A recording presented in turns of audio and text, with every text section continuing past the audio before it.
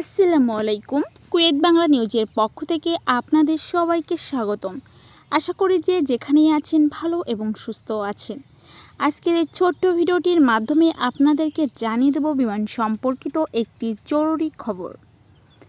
Seat ফাঁকা থাকলেও কেন বিমানের টিকিট পাওয়া যায় না?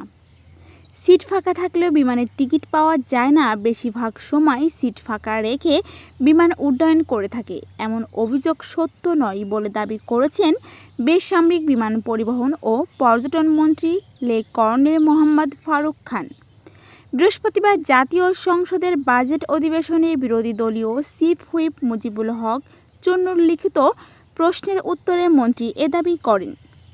ফারুক খান বলেন, যাত্রীরা বিমান বাংলাদেশ এয়ারলাইন্সের টিকিট, বিমানের নিজস্ব website, GDS mobile app, call centre এবং বিমানের নিজস্ব বিক্রয় কেন্দ্র ছাড়াও যে কোনো অনুমোদিত দেশি বিদেশি ট্রাভেলস এজেন্সি থেকে ক্রয় করতে পারেন।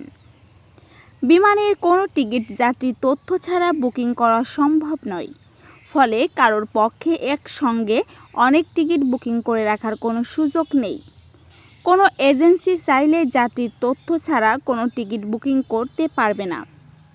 সেই সঙ্গে কোনো এজেন্সি মিথ্যা বা ভুয়া তথ্য দিয়ে বুকিং করলে সেটি ধরে জরিমানা সহ অন্যান্য পদক্ষেপও গ্রহণ করা হয়। এছাড়াও প্রতিটি টিকিটে বুকিং সময়সীমা দেওয়া থাকে, যার মধ্যে টিকিট ক্রয় সম্পন্ন না হলে সেটি স্বয়ংক্রিয়ভাবে বাতিল হয়ে যায়।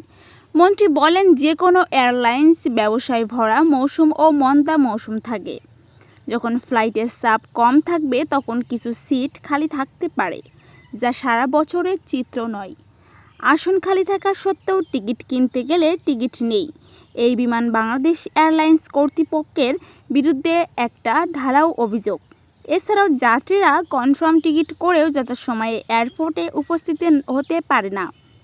যাত্রীদের অনেকের ভুয়া ভিসা এবং ডকুমেন্ট সহ থাকায় এবং ইমিগ্রেশন কর্তৃপক্ষ কর্তৃক আইনি জটিলতার কারণে অনেক সময় আসন ফাঁকা থাকে। প্রসঙ্গত, কিছু রুটে লোড পেনাল্টি থাকায় কিছু সংখ্যক সিট অবিক্রিত রাখা হয়, বিধায় সিট ফাঁকা থাকে। সুতরাং সিট ফাঁকা থাকলেও বিমানের টিকিট পাওয়া যায় না, এ কথাটি সত্য নয়।